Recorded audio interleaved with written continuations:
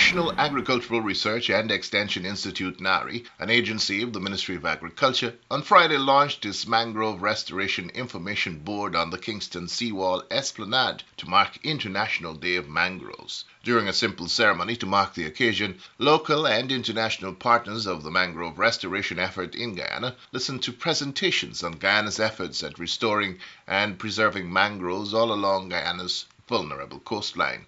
Chairing the afternoon's proceeding was Ms. Keen Mosley, who is head of the Mangrove Restoration, Preservation and Conservation Unit at NAREI and the recently commissioned Mangrove Exhibition Centre in the NAREI compound.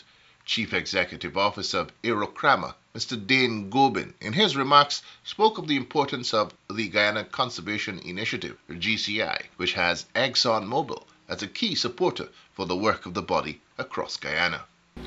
In the hinterland work, we work with the Wildlife Club. So these are 300 kids from 20 communities in the North Rupununi. And they look at land conservation, they look at capacity building. In fact, I don't know how many of you know, but we did an excellent 2024 calendar with all the paintings of these young students. And it's amazing. Without spilling the beans too much, there's another publication that we hope to launch. But we just need to find the time, and I noticed bandit here, so we'll need your help for the weather too, because the last 3 trips that we were scheduling to go there fell through because of the weather. So we're hoping to be able to get that done at least before the end of the next quarter. We've also supported Radio Paivumak, which is the only community-owned radio station based in Anai, and they provide a lot of valuable information to the region and even to the Region 8 communities. Education, health, emergency, things like that. We bought them 40 transistor radios for each village, plus we're now buying them a high-powered transmitter so that it can reach even further. And this is the only source in some villages for information. The Makushi's Women's Unit and Researchers Unit is made up of 20 women that do social work in each of the communities. And it's been really useful when they get into the communities. They talk about things like alcoholism, teenage pregnancy.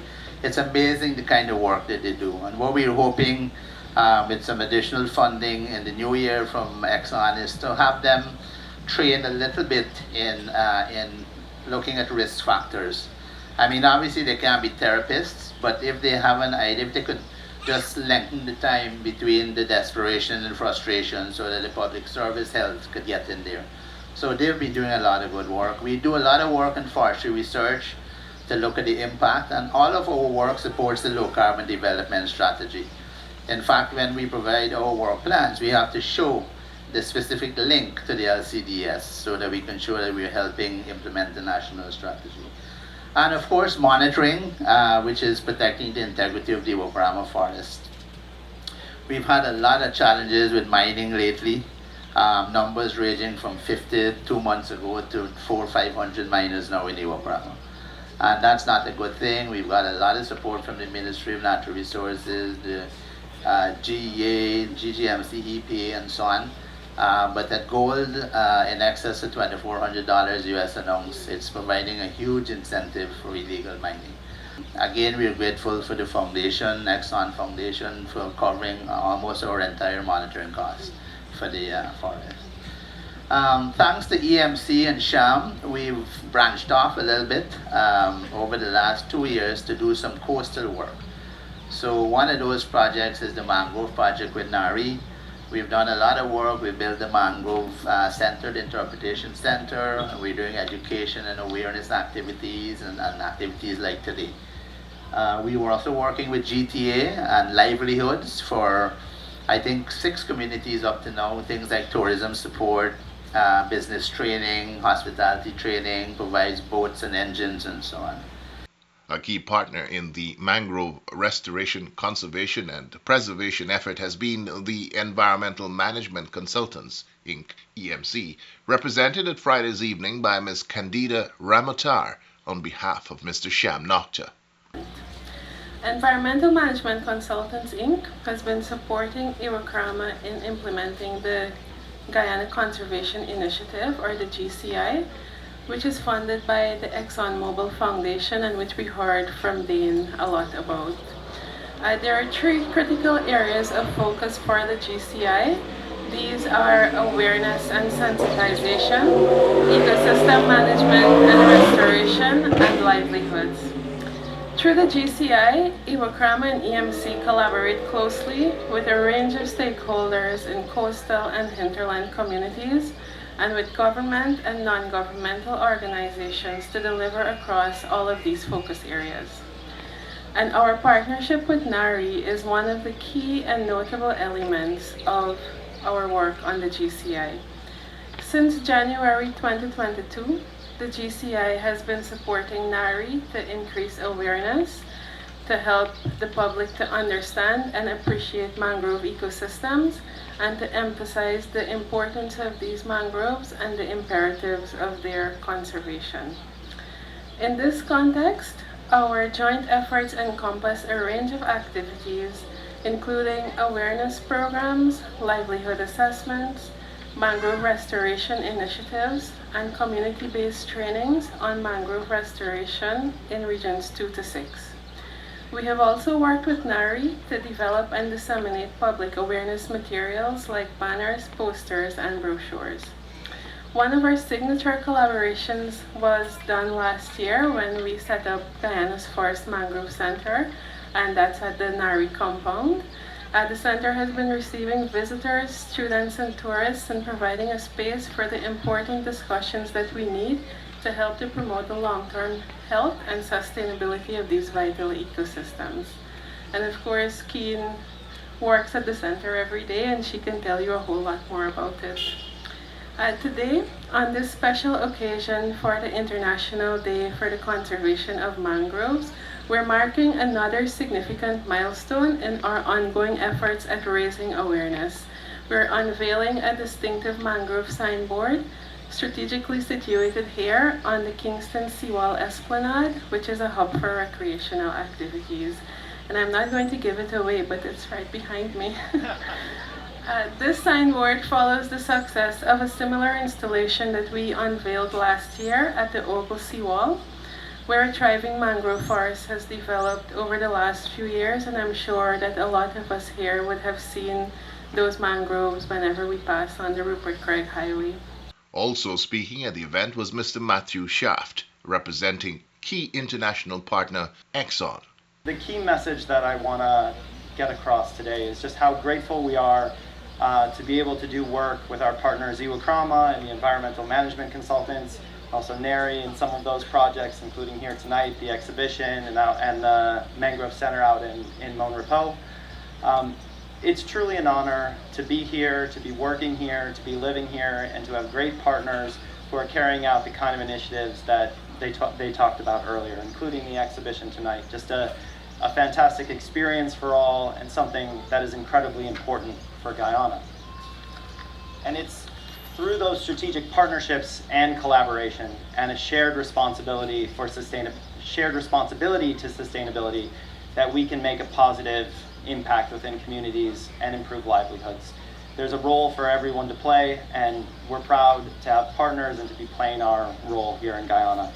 So I know we're here tonight for the unveiling of the sign. Yes, my call to action is for everyone to take some time to read, to learn about the information on the signboard, and learn what we can do, or what you can do to help preserve these bionetworks and to help them grow.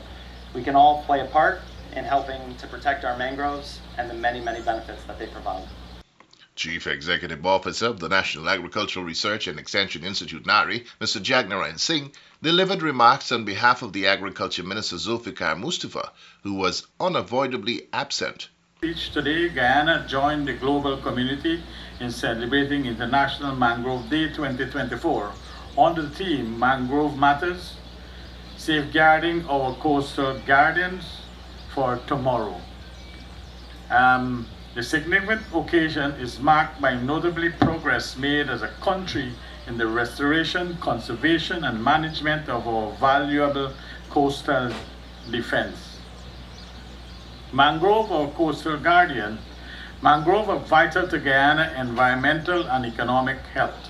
The unique ecosystem serves as natural barriers against coastal erosion and storm surges, protecting our communities and infrastructure. Our over 23,000 hectares of mangrove act as nurseries for fisheries, supporting livelihood and food security, and provide habitat for diverse wildlife, contributed to our rich biodiversity. As articulated in Guyana Low Carbon Development Strategy 2030, mangrove plays a crucial role in the carbon sequestration, enhancing our effort to combat climate change. The restoration and conservation of this coastal guardian are essential for maintaining the ecological balance and ensuring the resilience of our coastal community. Guyana investment and achievement. Since the inception of our mangrove restoration program in 2010, the government of Guyana has invested over 1.9 billion Guyana dollar in enhancing the resilience of our coastal region. The effort has led to the restoration of over 500 hectares of mangrove across more than 35 sites in regions 2, 3, 4, 5, and 6. This year alone, an additional $275 million has been allocated for the restoration program in regions 2 and 5. Our achievements are the results of strategic planning and collaboration. We have established an interagency committee dedicated to promoting sustainable mangrove management and developing a 10-year National Mangrove Action Plan in 2023.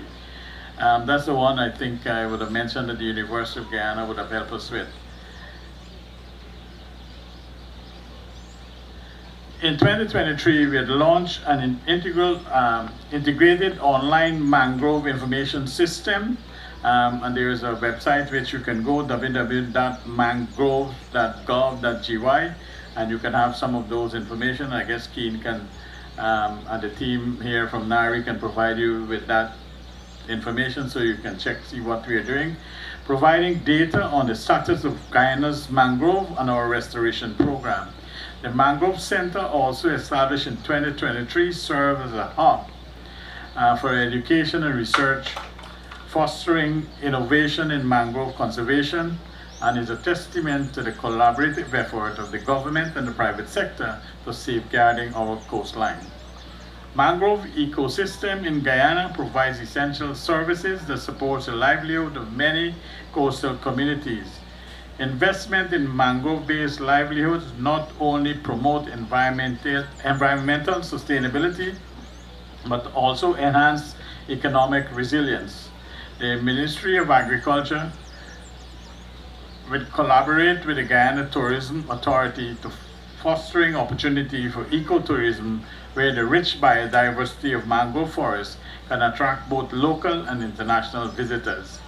Beekeeping, as part of the mangrove conservation effort in Guyana, holds, and I guess Keen would have talked about the dark brown honey, where it holds significant promotion for local communities.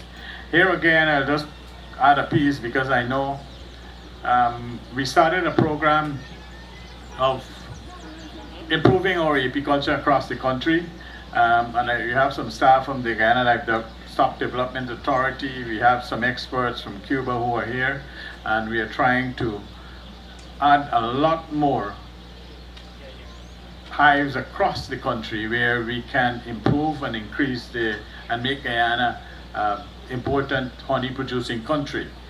Currently, local apiculture produces approximately 4,000 gallons of honey annually, while the demand is estimated at 15,000 gallons. The gap presents an opportunity for expanding local production by establishing more hives in mangrove areas. Communities can leverage this ecological niche to promote honey production, contributes to both environmental sustainability and economic resilience. Guyana mangrove restoration efforts significantly contribute to several sustainable development goals, By restoring over 500 hectares of mangrove, we support SDG 14, which focus on the sustainable management of oceans and coastal.